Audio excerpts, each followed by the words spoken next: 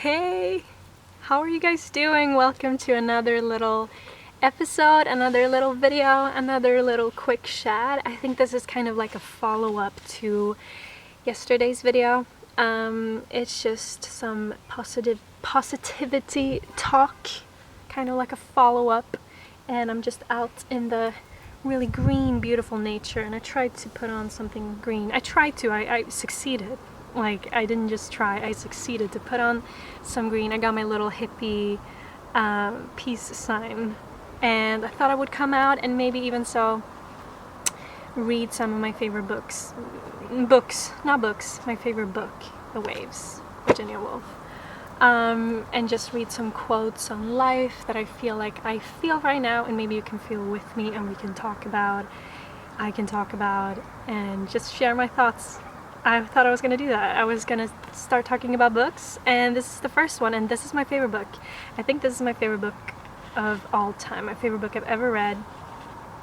The Waves. It's a rush of emotion. I cannot even tell you anything else. It's a beautiful stream of consciousness, 6 characters, internal monologues that are extremely gorgeous. I am made and remade continually, and it doesn't really have a plot.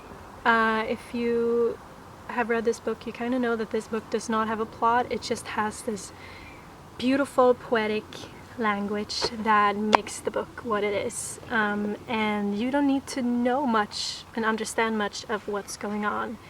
You can just follow the very beautiful poetic prose, and it's divided into sections. So the first one is kind of like a third-person perspective. It starts with childhood. The sun had not yet risen, and then the sun is a little bit more above the horizon, and then it's kind of like a first-person narrative, first-person perspective, a little bit further into the book, and I think that's very interesting. I think this is a very loved book for people who love this stream of consciousness technique and this poetic language.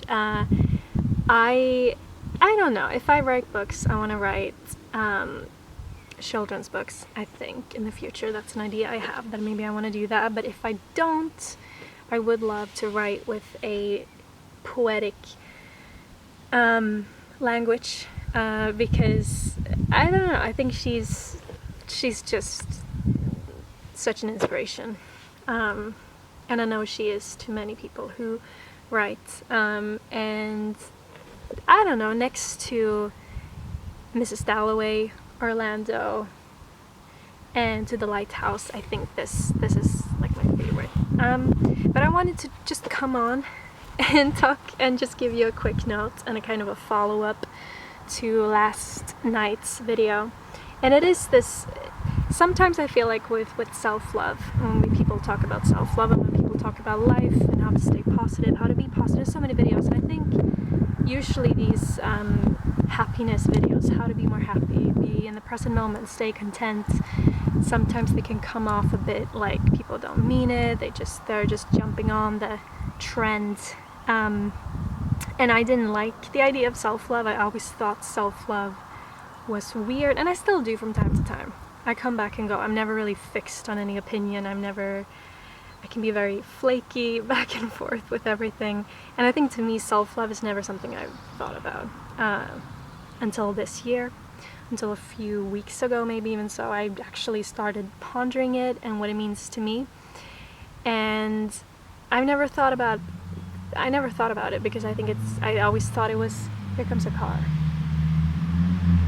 I always thought it was silly. I think like no one looks at themselves that way. We can like ourselves and we can respect ourselves, but can we really love each other? I think it's just like an interesting idea, and I always thought it was this kind of like internet trend thing that no one really believes. It's just something people jump on, and it's more of a confession of mine. It's not that I say that that's like a good thought, but recently I actually found a lot more self-love, and I think I've always had it. I never had really any issues with not liking my own life or jealousy, or like I'm not a jealous person. I'm not someone that has ever disliked myself or my life or hated myself, like never. I've always been very grateful for life. I always liked myself. I've never been jealous. I never really cared about other people, to sum it all up. No, like, never cared about them in like a way where I want to be. Like, I don't want to be any. I think I always thought in terms of I don't want to be anyone else except myself. And I think that's a beautiful thing to have. And if you have that kind of perspective, like me, where you don't need much, you have yourself, you got your own back, you like yourself, blah, blah, blah, blah. That's a gift. So if you have that, don't waste that. But that doesn't mean that I'm always happy either. I usually am, but it doesn't mean that I'm always happy. I think, like, I get very lonely. I don't connect to everyone. There are many people out there. I've just never had a best friend. Like, I've never had someone I was really close to, and I've never had a best friend ever in my life, and therefore, here comes a plane. There's so many things happening. No, that's not a plane. That's a train far away. But I think, like, for me, what I realized is that I love myself. I like myself. I've just been unlucky sometimes with friends, and that's why I've had a very lonely life, because unfortunately I haven't always been treated right, and that's led to some sort of sadness, I guess, sometimes. But within myself and who I am, I've never dealt with that. But I think it's okay to have that kind of, those moments where you're a little desperate for true friendship and for something out there, so you reach out in a very extreme way. Maybe I think that's something I always do. I'm always like a little bit over the top with people sometimes, and I feel like I say too much and I try too hard, but it's just because, like, I've never had a best friend. I never had someone I could really count on except my parents, so therefore I have somehow convinced myself that my own generation is a bit, like, grumpy sometimes, pessimistic. My own time is very cynical, and I'm so much the opposite of that. So I think, like, I try my hardest to not hang around those people who are that way, in order to be my true, authentic, happy and content self. And I think that's such a key thing, to always surround yourself with the best of the best people, especially the younger you are, the more impressionable you are. Even if you're 25 like me,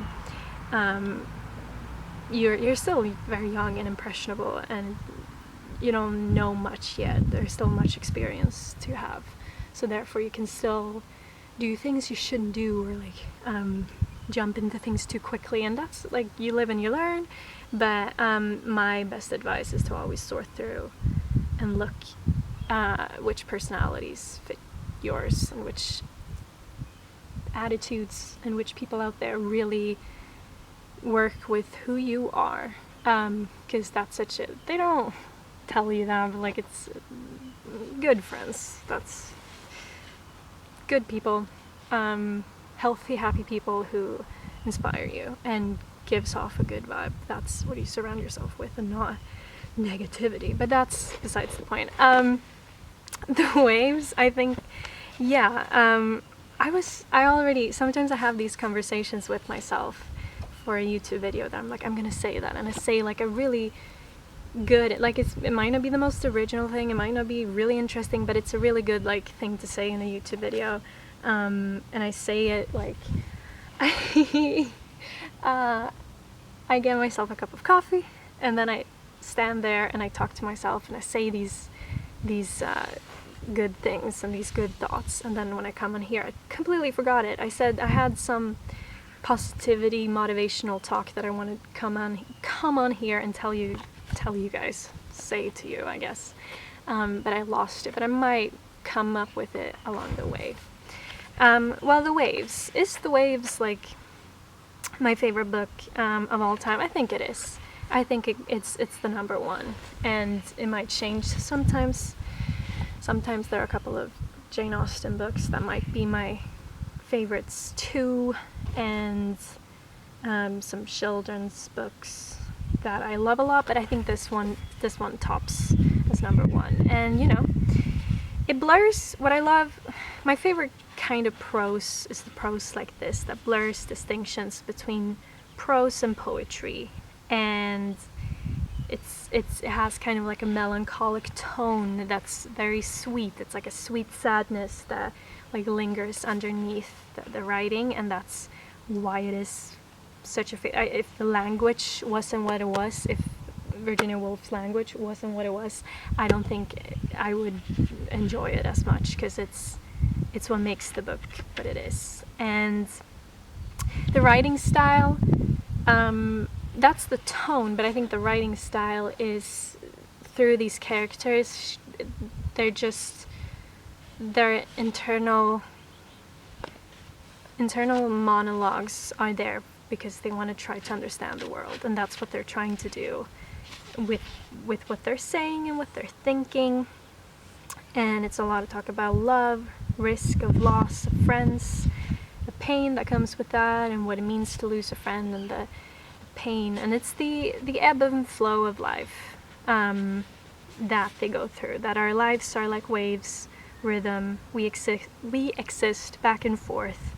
Our lives exist in cycles, and some things stay the same and some things change. And that's a major life lesson in itself, isn't it?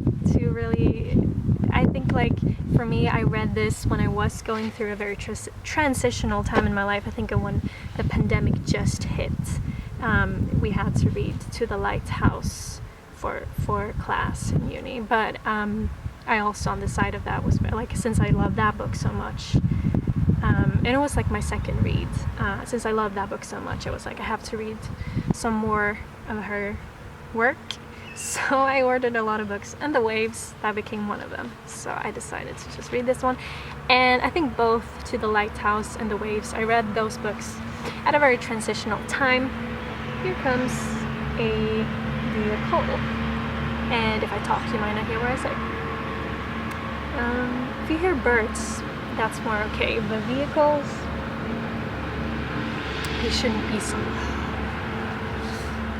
I always have to re-record. I don't like that. But I recommend reading this when you're going through a transitional phase in your life, when you're learning a lot about life. These lines will definitely hit you very hard. And it will not matter. Some people are like, I don't like stream of consciousness, I don't like this kind of way of novels, these novels, because they don't have a plot. But if you're going through a transitional time, I really recommend the book. So yeah. And I don't really know what else to say. Since I had to re-record there, I kind of got distracted. Re-record, I'm just kidding.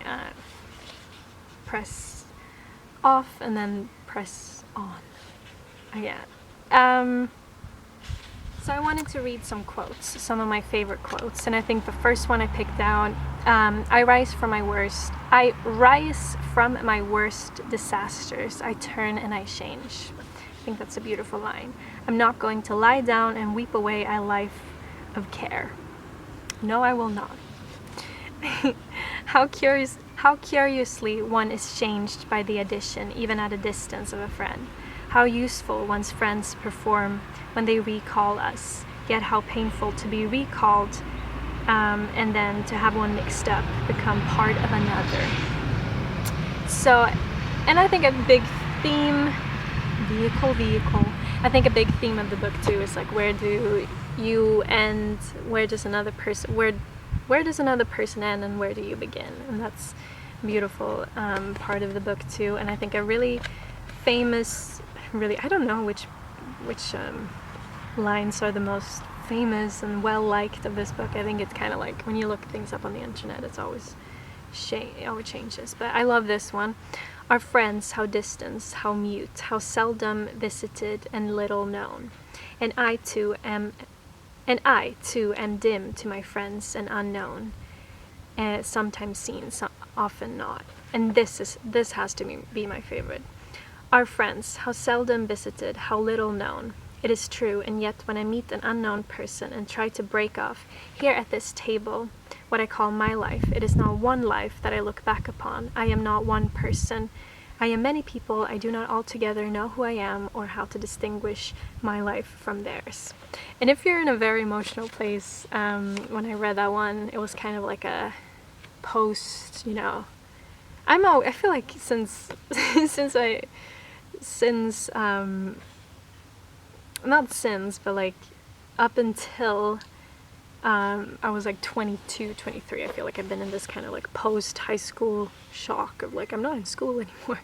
And it's been, I think people don't talk about how that kind of like depends on how your life goes and what happens after high school. But I had a lot of like stress about the fact that that was over. So I like that kind of like to read that quote when you're kind of going through the mourning process of like my childhood, my teenagehood is over, and I'm in this transition phase and I'm learning how to be an adult. That's when I read that, and that's when that really hits. And I feel like if you are in a very emotional place and you're thinking about all of these people that have been in your life, that one will really hit you. So I had a few. I want to read just another one because I don't want to make this video too long. But I have to read one that it's very poetic and very beautiful. Should this be the end of the story, a kind of sigh, a last ripple of the wave, a trickle of water in some gutter where burbling it dies away. Let me touch the table, so, and thus recover my sense of the moment. A sideboard covered with cruets, a basket full of rolls, a plate of bananas, these are comfortable sights. But if there are no stories, what end can there be and what beginning? Yeah. It's strange how force ebbs away and away into some dry creek. Sitting alone, it seems we are spent. Our waters can only just surround feebly that spike of sea holly. We cannot reach that further pebble so as to wet it. I love anything. I love any kind of like, I love to, and with this book, I think with my own poetry, I just can't stop adding words like waves, water, sigh, because they just let him pass by. It's just, if you're outside, you're just gonna have to deal with the wind, with the birds, with air, with cars and everything in between. It's just the way it is. But I think just a sigh, a wave, the air, everything like that has such a power, like you can add such powerful meaning to it, and you can make some great poetry with that, and make it very, just like pauses of life, how things come and go, and that's just, yeah, what I do. And this book has really inspired me, and I think, yeah, to just sum it up, like, change is a beautiful thing, and I think I'm at a point where I'm gonna take all of my creativity to a next level, and since there are brighter days, I'm just not gonna make videos with ring light and bedroom, or this, what do you call it, spotlight. Unfortunately, I still have a lot of like uni work to do, so I'm not really ready to promise to make collabs, and I always talk about it. I feel like I postpone it so much. I don't mean to, but I think it's going to be more for the summer that I'm going to try to make that with people, sing with other people. And I'm going to make more videos when the summer comes around, because now I have a little bit of time here and there, but I just procrastinate my assignments too, because I'm losing the motivation, but I'm very excited for the summer and what the summer holds, and I'm excited for the fall and just the rest of the year and the next chapter in my life. And I think I have started to reread this one a little bit, and it really makes me, if you're really at a point where like you really need change and you're finally finding yourself to be more accepting of change, whatever change it might be in your personal, social, work life, university, anything that is happening in your life. I think this book, if you're processing things and you need to do that kind of internal monologue yourself, I think this book really helps, because these 6 characters, We drift in and out of their different perspectives, and it will be relatable. I think to anyone going through any kind of change, and I feel like we're always going through change anyway. We're always going through these different phases in life, and it's the younger I've been, the harder it's been for me to say. Like, I definitely had like a post-high school crisis for like a few years into my 20s, and I had a late puberty, so I kind of had it right too. I had the right to have them since I had this like 2015 to 2019. I kind of went through that, and it's a little bit unusual, but I went through that. But we're always going through changes and phases, and I think with life we have to accept that that's just how it is. And once we are finally starting to do that, it's a lot easier. Once we detach, once we're not really dependent on this thing and that and the other, once we allow ourselves to have moments where we are, and we accept that that's like a human thing and human nature to want to have moments where we're very much like focusing on another person more than ourselves. But then it comes and goes, and it's all balance. At the end of the day, we learn the balance of everything of that. And yeah, on a quick note, except it's a long video, so, but I thought I'm gonna try to make shorter videos too in the future. I'm gonna try. But I think this video, I'm just kind of like, I'm ready for a new chapter, and I don't think that the pandemic is over. Not for some time. I think the world is in a weird place with so much, and you guys probably know what's going on, so why talk too much about it, because it's crazy and it's overwhelming to read sometimes. But I think we can do a lot of inner work, and when we do inner work, we can also have, once we have like cleaned up our own soul a bit, I think we come to points where we can actually feel empathy better, and think about what we can do from here, even if it's just small little things, and if it's just like thoughts and prayers. But yeah, but I'm wishing you guys a beautiful day. I don't really have anything else to say. I'm gonna come on and make more talking videos here and there once in a while, but for now I'm just gonna close off this video, and I hope you guys have a good day. Have a good one. Do something nice for yourself. Stay safe, stay healthy, eat good food, get good sleep, be creative, and make yourself a beautiful little life. Bye!